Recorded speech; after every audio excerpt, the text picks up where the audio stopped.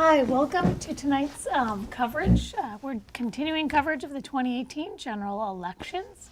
100 candidates, 30 nights of forums, 60 forums, and tonight we have the candidates for the U.S. House of Representatives. We have incumbent Democrat Peter Welch. We have Republican challenger Anya Tynio. We have Laura Potter, who is a Liberty Union Party candidate, and independent candidate Cris Ericson. And we're going to start, and we'll go down this way with introductions, and give us a minute and a half. Tell us who you are, why you are running, and what qualifies you for the position. Thank you. Yeah. I'm Anya Tynio. I'm running for U.S. House. I'm running because I know that we can have better representation in Washington, more comprehensive representation. I believe in constitutional rights, Second Amendment, a stronger economy, and strengthening our agricultural community. I know that I can be a strong leader for the state of Vermont. I can put my working class background to work, and I work very hard, and I will work hard for you as well. Thank you. I'm Peter Welch, and I'd like to have the opportunity to continue serving in Washington on behalf of Vermonters. We've got a very serious situation right now in our democracy. There's a lot of anxiety as to whether the norms that we have that require, even amidst our serious differences about how we address economic issues and political issues, whether we're going to have the mutual respect that's absolutely essential to use the political process to accomplish things that are really important for our country. And my commitment, since I served in the state Senate and all the time I served in Congress, is to focus on practical solutions, working with people to try to make progress. The second thing is that as much as our economy has been doing better, unemployment is low, the stock market until just recently is way up, wages aren't up. So for most working Americans, at least half, they haven't seen a pay raise in about 20 years. Mm-hmm. And that income inequality is an enormous anxiety provoker for people who are trying to take care of their kids and themselves. But it's also a kind of thing in a democracy that we don't want. The pride of our democracy is that we've had an economy that works for everybody. And I want to work on behalf of restoring and revitalizing the middle class. Thank you. Yes, I'm Cris Ericson. My website is indyvt.com, INDYVT.com. I've never met half of the candidates here before because I've been excluded from the majority of debates and forums. I'm here to tell you that both the Republicans and the Democrats are ripping us off in the United States Congress. Your taxpayer dollars are gouged out of your paycheck. They go to Washington, D.C. The United States Congress votes to give your tax dollars by the billions to the NIH, National Institute of Health. They vote to give your tax dollars by the billions to the Pentagon. The NIH gives millions to each of the pharmaceutical companies. The Pentagon gives millions to each of the defense contractors. They make a profit using your tax dollars. They make trillions and trillions and trillions of profit. Where is your ROI, return on investment, for your taxpayer dollars? If you're a well-to-do person, you buy shares of stock in the pharmaceutical companies and the defense corporations, and you get an ROI, return on investment. You get a dividend, you get money back. But the taxpayers are not getting any money back on their investment. They're getting ripped off, and it's the Republicans and the Democrats who are ripping you off. They're making the rich richer and the poor poorer, and they're doing it on purpose. Vote for me, Cris Ericson, independent. Thank you. Perfect, spot on. Thank you very much. Laura? Okay, I'm Laura Potter. I'm the Liberty Union candidate for the U.S. House. And I'm mostly here to give people other options, because at this very table we have Democrat, we have Republican. There's not that much difference between the two parties. You know, we have someone who's gone out on her own as an independent. In my particular case, I'm with the Liberty Union Party. You know, we need more parties, not just the two big ones that seem to be controlling everything. There are people who are homeless and dying when there are so many resources that could be put out to the people. Isn't that what our nation is supposed to be about? Taking care of our people? It's not happening. It needs to happen, or we're just going to go, spinning down the toilet drain. And we've been through depressions, recessions, and who gets some money out of all those? The people who have money to start with, buying when things are low, and then they become filthy rich when things build back up again. But more and more, in my lifetime, I've seen this huge middle class, a lot of union people, and now what do we have? We have a lower class and an upper class. Thank you very much, Laura. And I think everybody's got it. We didn't really get to talk at the beginning, but you'll see a red light on the camera. So if you want to speak right to the camera, you find the one with the red light.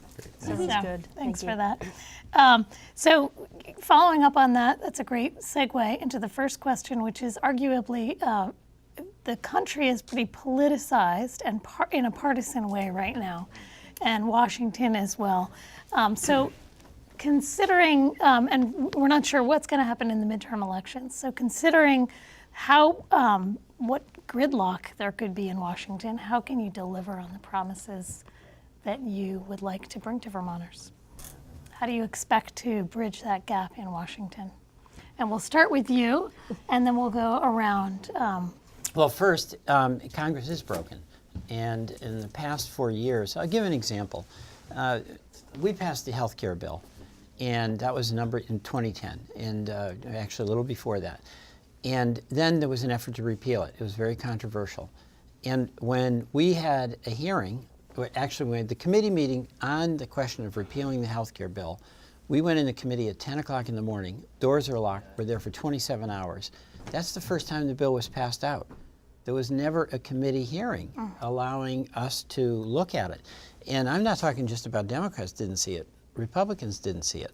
Just the folks who were in the Speaker's office when it was written. You can't do legislation when it's done in secret, not as opposed to in the open committee. So one of the things we have to do in Congress is get back to an open process in the committee where the authority is with the committees, not so much just in the Speaker's office. And that's true whether it's Republican or Democrat. The other thing is that each of us individually has to really accept the fact that people who disagree with us aren't necessarily, they have the same goal of making this country a better place. So there's got to be mutual respect, and that is as true in Congress as it is in our own personal lives. So I think those are two essential things. Have it be an open process that in the terms of Congress is regular order, where it's in the committee as opposed to just done in secret. And second, there's got to be on both sides, all sides, mutual respect. Thank you very much. Cris? I'm going to go into the United States Congress, and I'm going to first and foremost, start a bill to get ROI, return on investment. And again, return on investment is the taxpayers are forced by the United States Congress to give billions to the National Institute of Health. They're forced to give billions to the Pentagon. The National Institute of Health turns around and gives millions to each of the pharmaceutical companies. The Pentagon turns around and gives millions to each of the defense contractors, and they turn around and make products which they earn trillions of dollars on. And the public aren't getting an ROI, a return on investment, the same as if they bought shares of stocks and got stock dividends. So first, I'm going to sponsor a bill to demand ROI. And then, because the majority of Congress are Republicans and Democrats, I don't expect them to go along with it right away. I'm going to go to all 50 state governors, and I'm going to hold a conference of all 50 state governors and say, look, you need money for health care, you need money for education, you need money for roads and bridges, you need money for low-cost housing. And where's that money? That's ROI, the return on investment that each state deserves. Because if I can get 50% of the trillions of dollars that the pharmaceutical companies are making and divide that between the 50 states and get 50% of the money that the defense corporations are making and divide that between the 50 states, then each of the 50 states will have the money they need for healthcare, education, roads and bridges, and low-cost housing. So I will get all 50 state governors to sign a petition supporting my plan for ROI, for return on investment, and then I'll go and ask the representatives of Congress to co-sponsor the bill with me. Thank you.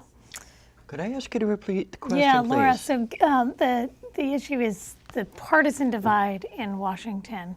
How would you bring people together across that divide to get the job done for Vermonters? Well, the big thing is, are the people in there actually interested in getting a job done, or are they interested in just being at loggerheads? Over the years, people have called me the peacemaker because, you know, I'm the one that can get the two sides talking. They may still duke it out eventually, but at least, you know, at least they can get talking, because I'm willing to listen to both sides and then make a decision based on what I'm listening to. And that initially is what I would be pushing among my colleagues in Congress, is enough of the loggerheads. You know, we all want the good, so why aren't we putting solutions up? Solutions that both sides, you know, or in my view, all sides can work with. You know, it's, and I'm a bit of a gadfly. I see something fishy going on, I'm likely to point it out to you. You know, if someone's trying to lie to me and I see it in their eyes, I'll call them on it right then and there. And some of these, one of the big things I'm also pushing for is term limits, because there are people in Congress right now who have spent their whole careers, better than half my life, in that position. That needs to end. And we need, you know, we need the diehards to get out so that the, you know, so new blood can actually work something out. Thank you very much. Anya? Yes. First of all, I will say that I think that common sense transcends political divides. I work to be a very reasonable person. I have friends that are Democrats, so I'm by no means foreign to working with them and talking with them. And I do know that bipartisanship is necessary to achieve the goals that we all want to. We need to be able to work together, have comprehensive dialogue. We will disagree on things, but we can also agree on many things, and that's very important. And I think that it's more important to focus on what unites us than what divides us. I do believe that we're less divided now than we once were, and that we can continue to work towards a common goal, and that is what we all want, the betterment of our country and making sure that our country is safe and secure for our citizens, and doing the very best that we can to provide that in Washington. That's what I believe. I'm sure Mr. Welch can agree that there are different things that need to be done. Are there places you see that happening in Vermont currently? Well, if I was going to point to one instance, I'd say Lucy Rogers and Zach Mayo, who just made national news. They made a statement about wanting to have less divisiveness, and I think that that was very well done for them. All right, thank you very much. Congressman Welch referenced healthcare and the healthcare bill as a place where neither Republicans or Democrats got to see that before it came. So the next question that I'm going to ask is about, do you think healthcare is a fundamental right for all Americans? And if not, why? Or, you know, how do you respond to that? And if so, what action can you take in Congress to ensure that, especially in light of what's going on, to dismantle what we refer to as Obamacare or the Affordable Care Act? And we'll start with you, Cris Ericson, healthcare. Thank you.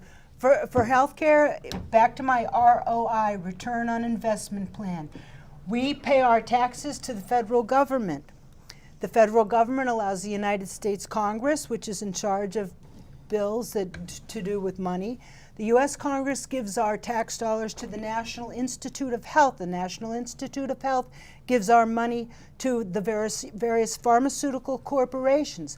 The pharmaceutical corporations use our money for research, design, and development of pharmaceutical prescription drugs and medical devices, which they sell worldwide for trillions of dollars of profit. Now let's back up. We're paying for the research, design, and development. That means when you're looking at a picture of a prescription, it may have a diagram that it's got a C, an O, and an H. They come in diagrams that you get with your prescription. And that diagram is copyrighted. Everything that is a design, a blueprint, or a diagram, a blueprint, anything in print is all copyrighted. Now, under United States copyright law sits squarely with work made for hire law. When you work for a corporation 10 seconds. and you design something, the employer owns what you design. The employer owns the copyright because the employer paid for your work, paid you a salary. So as taxpayers, we are paying for the copyrights, therefore we should own them, and we deserve a right to a And is profit. healthcare a human right? Pardon me? Is healthcare a human right? Yes. Great, thank you so much. And Laura Potter.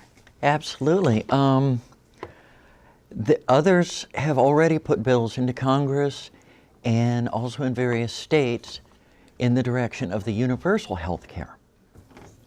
I'm absolutely for it. I have seen through the years where, depending on what company my employer went with or what I could afford, I watched healthcare just gradually get more expensive and less care. You may have seen I came in on crutches. I've been on those for 20 years because insurance companies kept jerking me around, and so what would have been simply treated Lyme disease and other Lyme tick diseases ended up being a permanent disability to me. I've just seen too much of it where, you know, the monies go up, the health care goes down. We need to bring that back to where the health care is, it's a right. You know, everybody deserves the right to have at least an adequate amount of health care. And with the type of money we're talking in this nation, we can have more than just adequate. We need health care that will take care of most anything, you know, for everybody. So the poor person, the rich person, they get it all. Thank you so much. Anya, healthcare is a human right. Everybody deserves to have health care. Whether the government can afford to pay for that or not is a different question. So what I would say is that it's very important to have competition in healthcare. You have to have competition. You have to make sure that you're not the only game in town. Otherwise, the rates will never be checked or balanced. As I said, everybody deserves to have health care. Currently, you cannot be turned away from a hospital if you are in need, and you will receive health care. But it is necessary to take into consideration that you are simply taking out the middleman for single-payer health care. It's necessary to understand that the government cannot afford to pay for everyone's health care and remain fiscally viable. We do need to create a system where independent insurance takes over a great deal of our healthcare system, and I would think that even moving people off Medicare into independent insurance once it was affordable would be something that would be beneficial to this nation. Don't really have anything more on that. Shave some off of the military budget and you could pay for all of it. I'm not in favor of cutting defense spending. We spend 10 times what anyone else in the world does. Of course we can shave some off without affecting our defense. We could look at possibly streamlining it, but we do not need to weaken our defense system. Thank you so much. Congressman Welch. Well, I do believe health care is a right. It's like education is a right.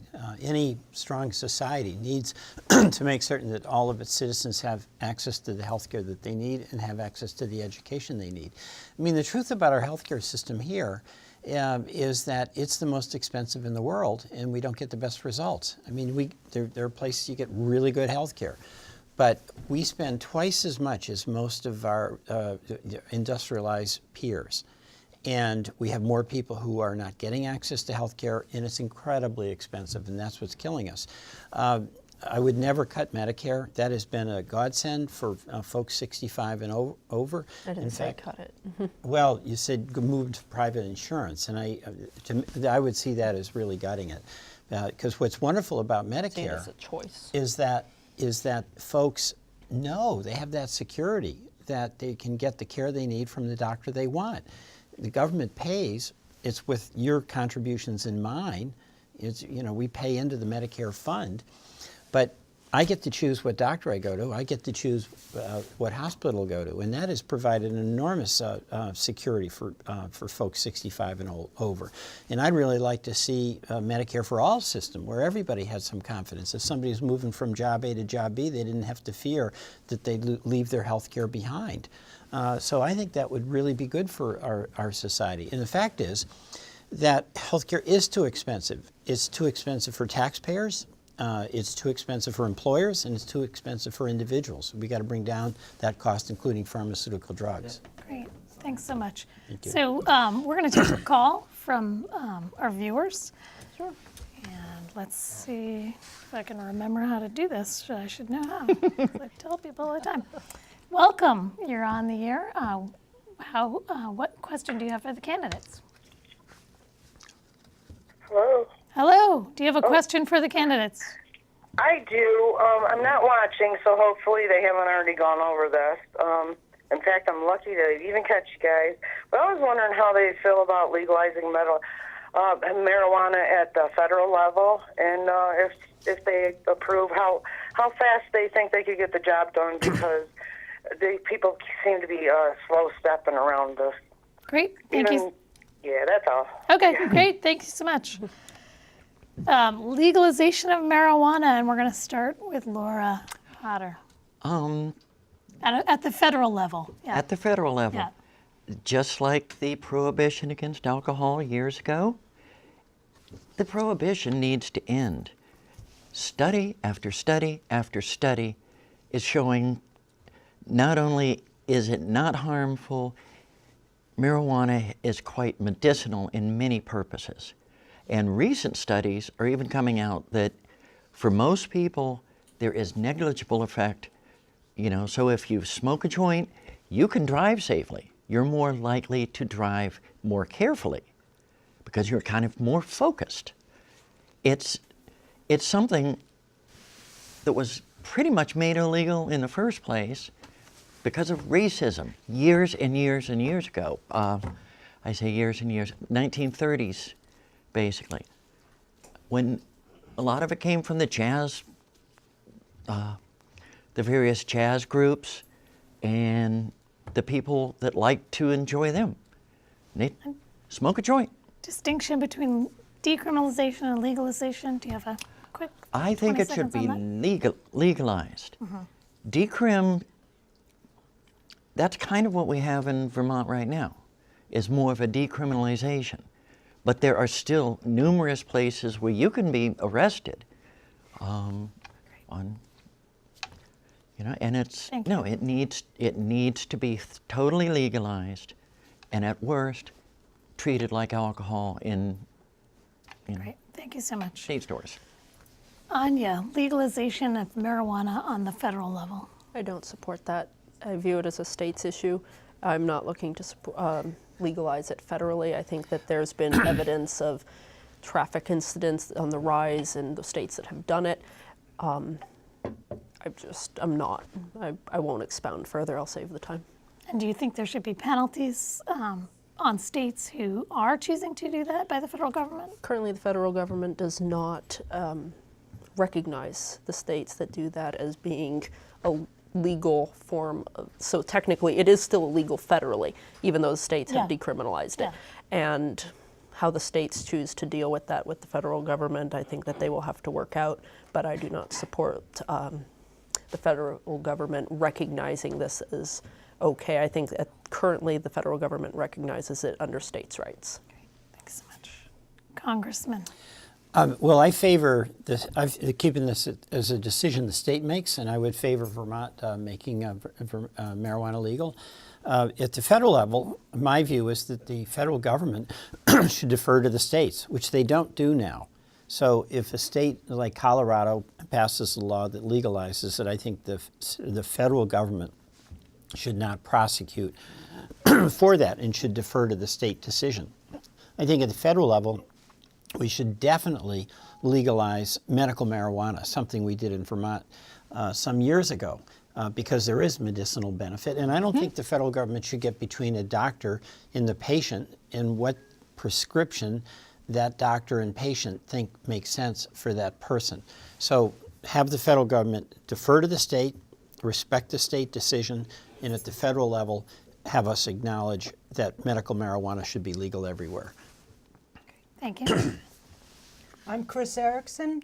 I am 100% in favor of making marijuana 100% legal under federal law and hemp 100% legal under federal law.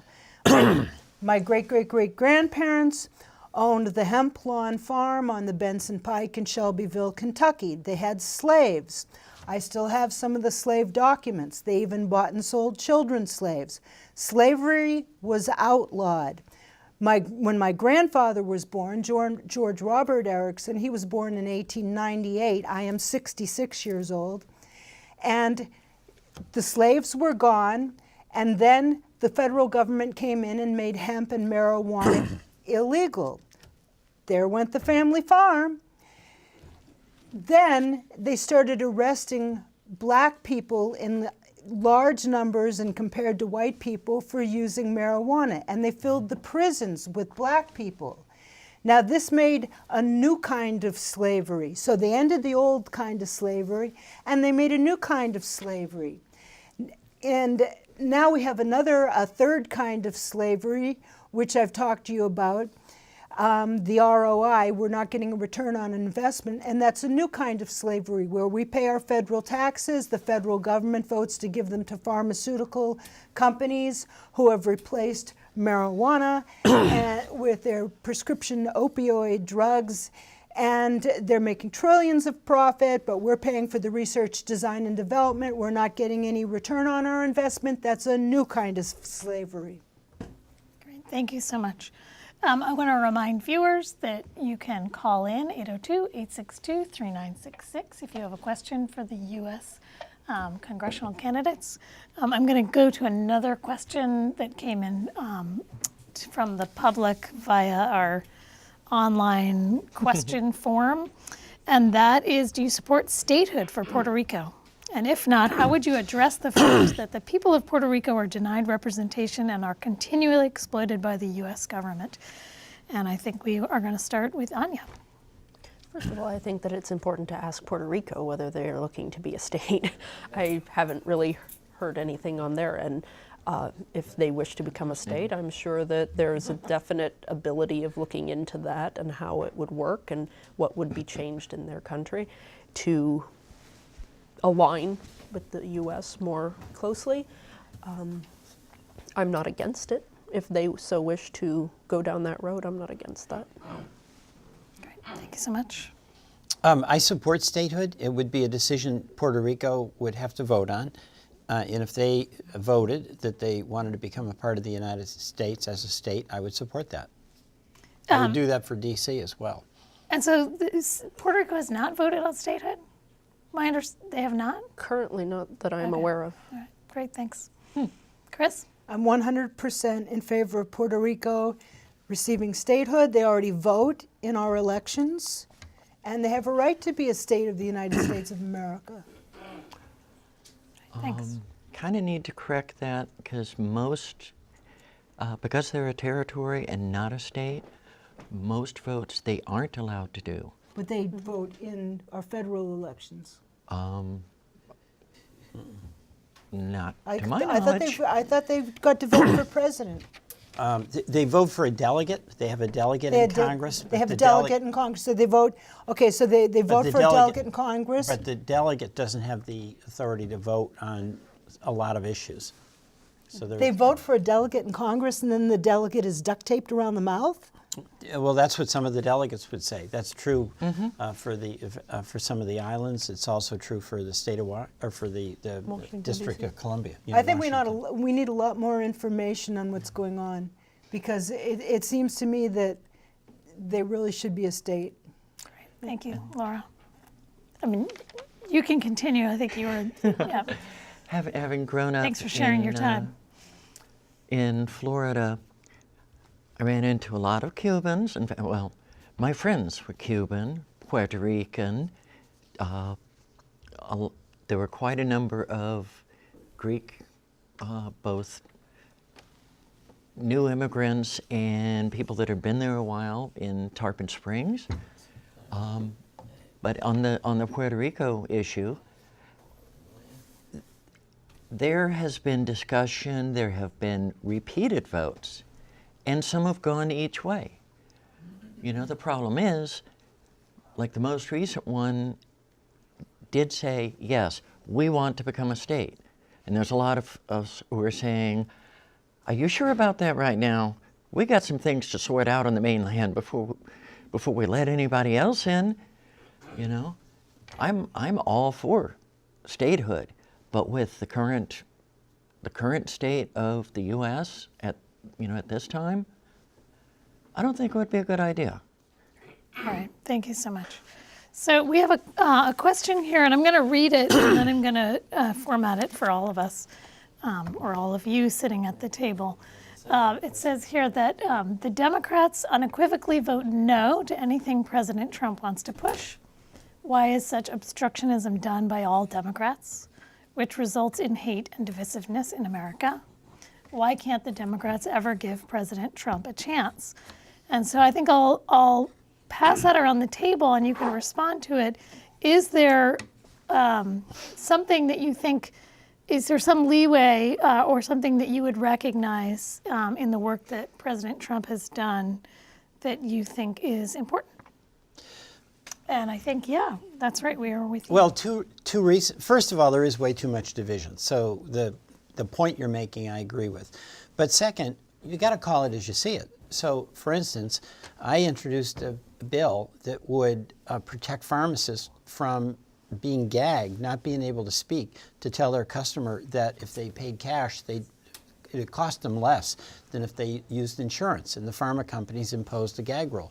I introduced legislation. The president signed it. He and I agreed on that.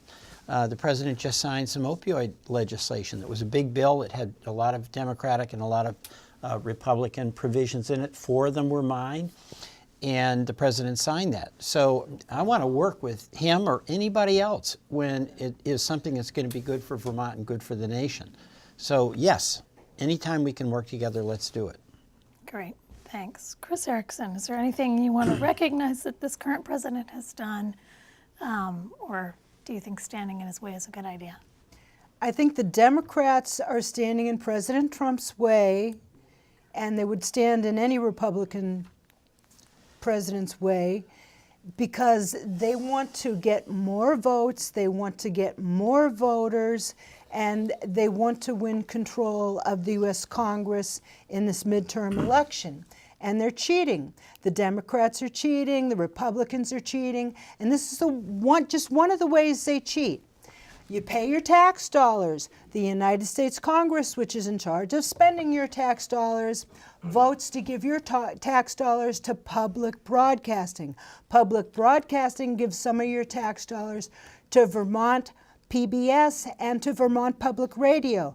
Vermont Public Radio and Vermont PBS exclude candidates like me, Cris Ericson, independent, from debates and forums. So they are committing fraud in a fiduciary capacity against their nonprofit status. And little Miss Anya Tynio and Peter Welch here are co-conspirators to fraud. They are committing campaign fraud. They are committing fraud in a fiduciary capacity because you are co-conspiring with Vermont PBS and Vermont Public Radio to use taxpayer dollars to promote your campaigns and exclude me, which is a violation of their nonprofit status. You're committing fraud in a fiduciary Got a question. capacity, What- and you're both evil. We got a question that we'll follow up with Laura Potter. Okay, run the question by me again, because that, It's the basic tenet is there anything that President Trump has done that you okay. support, and do you back to think the focus, Democrats 'cause it are went just so getting far in his way? afield. Yep. I'm sorry, I've seen a gradual progression to more and more corporatism, more and more people taking control of the general resources. This administration especially is doing some rather egregious moves, and the fact is, the very same party that is objecting to so-called Democrat obstruction was doing the very same thing when Obama was in power. And, you know, anything he wanted to do got blocked.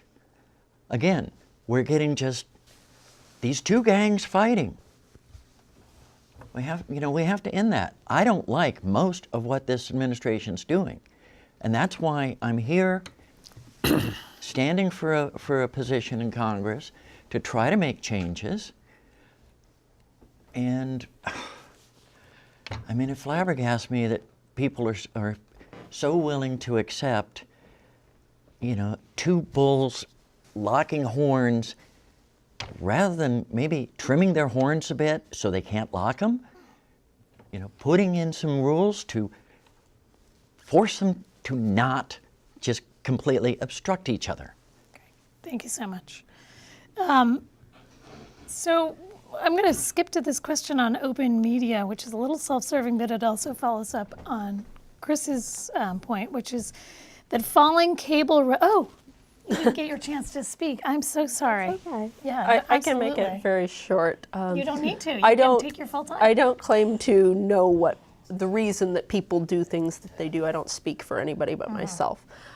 It does appear that there is an agenda from the left to consistently block anything that President Trump brings forward. But as I said earlier, I think that common sense transcends political barriers, as you were speaking of the different bills that President Trump signed and that you may have brought forth. And I'm sure that any good leader needs to look at all sides and make a decision based on that. And I do know that that's what I would do in Washington.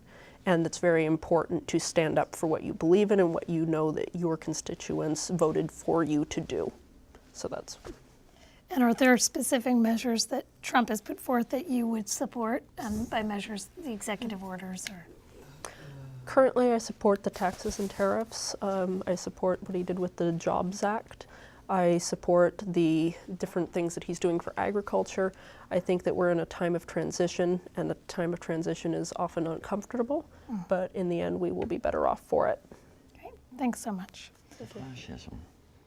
All right, so back to the open media. So falling cable revenue threatens the future of community access channels like ours here, Channel 17 Town Meeting TV. And right now the FCC is threatening to change current rules that provide funding for this open media platform. Do you support open media platforms such as Channel 17 Town Meeting Television? And if so, how would you suggest or help to help them continue? And I guess we will start with, who are we starting with now? I've lost are we starting with Cris? Start Thank with you me so much. because I'm mad as hell. Excellent. I'm mad as hell. You'd be mad as hell for a minute and a half. At Community Access Television in Vermont. Let me give you an example. In August, I came here, and in September, and I did some videos. I was only allowed 20 minutes for my governor campaign. Laura Glenn Davidian wouldn't let me have 20 minutes for my campaign for U.S. Congress. I run for 2 offices because I'm excluded from so many debates. I might as well run for 2 offices. Now, I asked Cat TV in Bennington if they would air one of the videos from here, from CCTV, and they refused. And they gave a list of excuses refusing. And I would object and say, your excuse is invalid. And they would send me another letter, another email with another excuse of why they couldn't air a video made here at CCTV that had me in it. And then I would email back, and then they'd send another ridiculous excuse of why they couldn't air a video on Cat TV in Bennington, which is a community access channel, of a video that was made here. And then I said, well, how about the video I made at BCTV in Brattleboro, Vermont? Oh no, Cat TV in Bennington couldn't air that either, and they made up another excuse. I've had so many excuses from so many community access TV stations in Vermont refusing to air videos of me. As an independent candidate, I should be able to use community access TV. I'm on the statewide ballot in every single county in this state, and each of these community access stations that are refusing to air videos of me made at other community access stations are depriving voters of the right to know who is on the ballot. Great. And we are really And excited. they don't deserve a penny. Thank you. All the stations that have refused to air me do not deserve a penny. Great. All right. Thank you so much, Laura Potter, on the issue of community media and how should it be funded if you support it, and if not, why not? As a former journalist, although I was a financial print journalist, and helped the particular company I was working for get onto the net in its early days, I've tended to be very much pro the public access. Public access, both as far as community TV, as well as PBS, VPR, correction, NPR being national. They need the monies. They need the freedom to put on what the communities want. And this stuff of this great sponsorship, but no support from the people. I mean, right now, VPR for one is much largely supported by their funding runs every Members, viewers, listeners. yeah, their listeners. I'm sorry, tongue-tied That's okay. today. No worries. You know, we need to be putting the monies back into the arts, back into communications. As far as paying for it, I mentioned it earlier.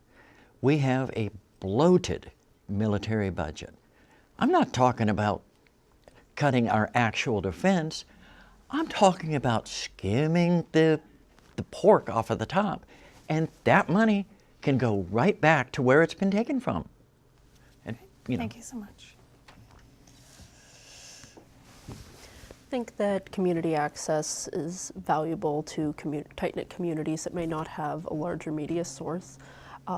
Vermont Public Television, VPR, nationally public television, and NPR all provide a service that is necessary, I would say. I think that there does need to be looked into reducing what the government funds of it. I think that keeps it more independent, truthfully. And I think that looking into corporate sponsorships, and of course they have their fundraising drives and all of those things, could be maybe forwarded more to the forefront. But being public television and public radio, I'm sure that it will always maintain some level of government support. And to be clear, we are funded with cable revenues, which we receive because of government regulation that requires basically a corporate sponsorship, or basically a corporate return on the public rights of way use. Mm-hmm. So that's right now. The that's what we're looking FCC at. controls a lot in this arena, and I think that they're working towards how that is going to be fiscally possible and how to maintain freedom of the media. Yeah. Thank you so much. I think we need local TV like this more than ever. And I'll tell you why. The media is getting, two things are happening. It's getting very fragmented, where everybody goes to the cable news source that they prefer. And it's getting dominated by large corporations. And it's losing its connection to the local communities. Like, for instance, Channel 3 had been run by a family for, I think, over 60 years. And they were totally engaged in the community. It's now owned by a big, large national broadcaster. And let's hope it maintains its focus on local news. But that localism is really important for all our communities. And we're starting to lose that. To some extent, the FCC is facilitating that. So this station and stations like this in our communities around the state, I think, have a very important role to play. The FCC has to come up with mechanisms, with cable revenues being down, I guess, to some extent, to make certain that we are adequately funding the very local contribution that Channel 17 makes in this community. Great. And just a real quick follow-up on that is the sort of the whole issue of what President Trump refers to as fake news, or calling out against the media, the rhetoric that he's been promulgating against the media. And in light of, I think there were 52 attacks on journalists, or murders of journalists worldwide this past year. I learned this yesterday. The Friends of the Vermont State House held a conference on fake news, and I wonder if you would all just respond to that briefly. Well, obviously, Vermont Public Radio and Vermont PBS commit fake news when they say that there are two candidates for U.S. Congress.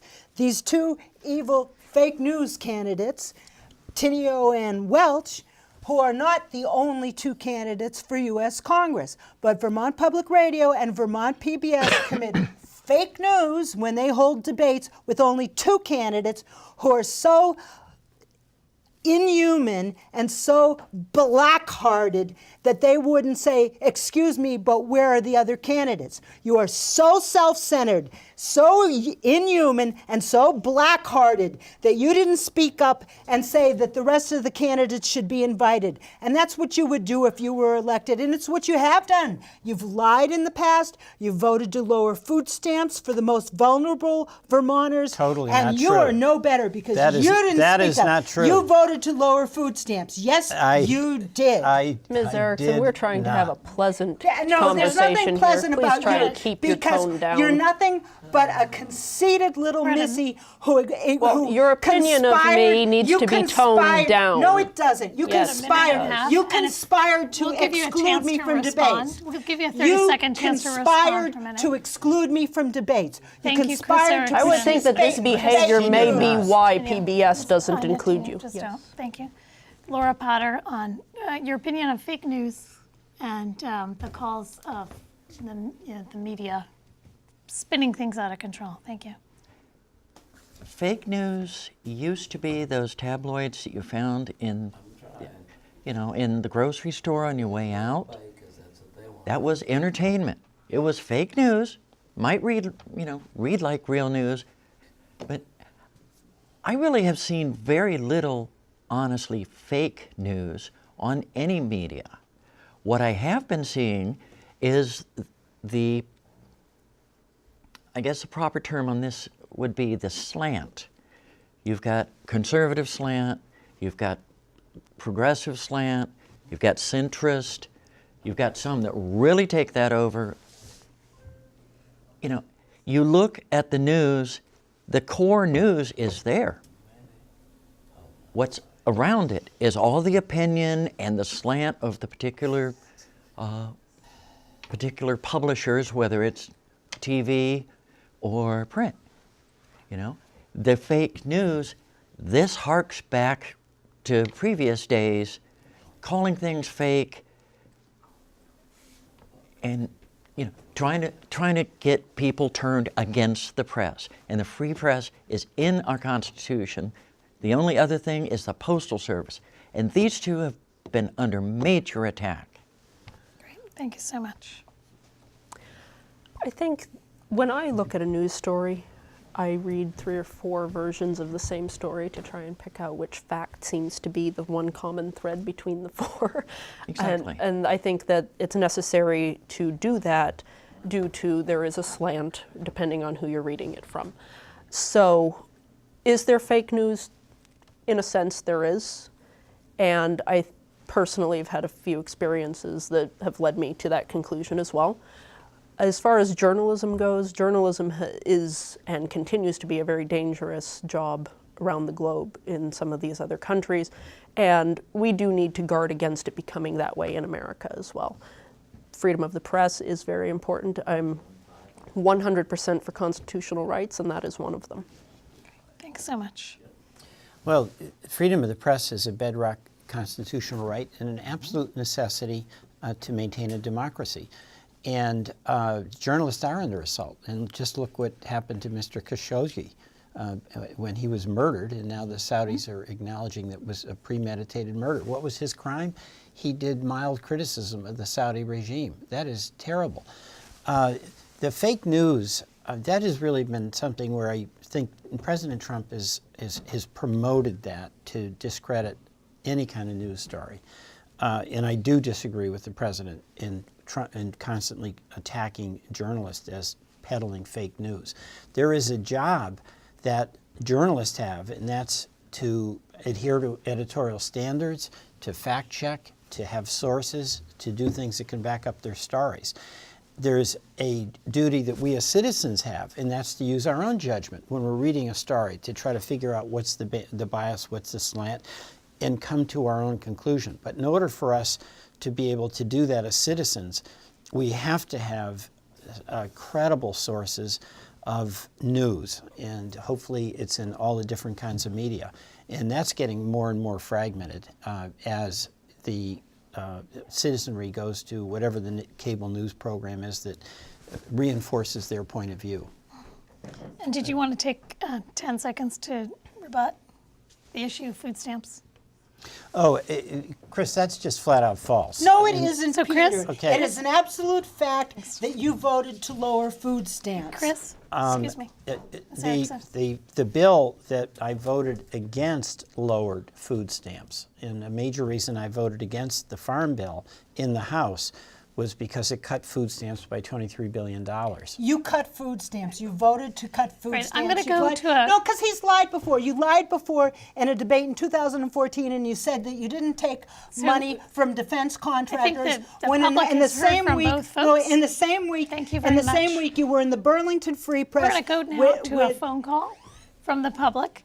showing and we're your gonna check that you received from the defense hear that, contractor. and that's So you probably lied about going to that. be Pardon me? instead of, we're going to do this last phone call Sure, question, okay. and then that'll probably be also your time for your closing statements. So welcome, you're on the air. Good evening. Thank you for taking my call. This question becomes quite timely with the conduct of the panelist here. I know one of the candidates has taken the high road in dealing with the foolishness coming out of the president's office. I say the foolishness coming out of President Trump. I do not disparage the office. but Can I you do get to your disparage question? The conduct of the president. This question goes to all 4 people, but Representative Welch has already taken the high road. I would like a promise from the other 3 candidates that they would take the high road in dealing with issues rather than the nonsense coming out of the presidential office, and take the high road. I would like that commitment from all candidates, even though All right. Representative Welch has already done that. Thanks so much. So what we're going to do is we're going to go around and we'll do closing statements, and you can decide if you want to also choose to respond to the questioner about taking the high road. I think we've all heard from everybody on that. Mm-hmm. And I think for closing statements, we're going to start with Laura Potter. Is that right? Is that where we're at in the turn? Yeah, I think that's where we're at. I think so. We bobbled a little bit there. Yeah, great. Thanks so much. Closing statement. I'm Laura Potter. I'm with Liberty Union Party, Vermont's homegrown, nonviolent, revolutionary party. We are unabashedly socialist. We're interested in doing things for the common people, not for the rich, not for massive corporations. And as far as taking the high road, that has been the whole idea. You know, that's why I hate politics. I hate getting in the middle of battles between people. You know, good debate, this works.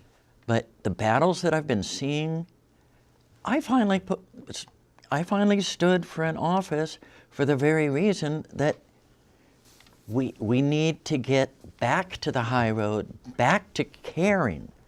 What have we done? We've hardened our hearts. We need to get back to caring about each other and actually taking care of them. Cutting food stamps, cutting all these medical benefits, cutting. And meanwhile, there are those who are getting filthy rich. There's a problem. That's why I'm here, and that's why I came in attempting to take the high road. I'm glad to see that at least one other on this panel is doing likewise. Great. Thank you so much. And I hope that it's two others. Great. Thank you so much. Thank you. I'm Anya Tynio, running for U.S. House, in case nobody caught that yet. I appreciate this forum. I appreciate the chance to talk about the different ideas that we all have. Ultimately, we have less than 2 weeks to the election, and you will make up your minds about who you want to represent you. To me, this election is about freedom. This is about the freedoms that we enjoy every day as American citizens and not diminishing that. And every single one of you will have to make up your own mind and your own heart whether or not that is the most important thing to you in this election. I will support the Constitution. I will fight for your rights in Washington. I will work to improve our economy, help our agricultural community, and I do believe that the state of Vermont can be represented in Washington by somebody who has a working class background and understands the struggles that you face every day. I appreciate your vote on November 6th, and I always try to take the high road. Thanks so much. Well, thank you very much, and I'm delighted to be here with my colleagues. This is really an important election, and it was summed up for me when I was at an event with lots of people there, and a Marine came up, a former Marine who'd served 6 years. And he said, Peter, I agree with you on a lot of your issues, like climate change and Medicare for all.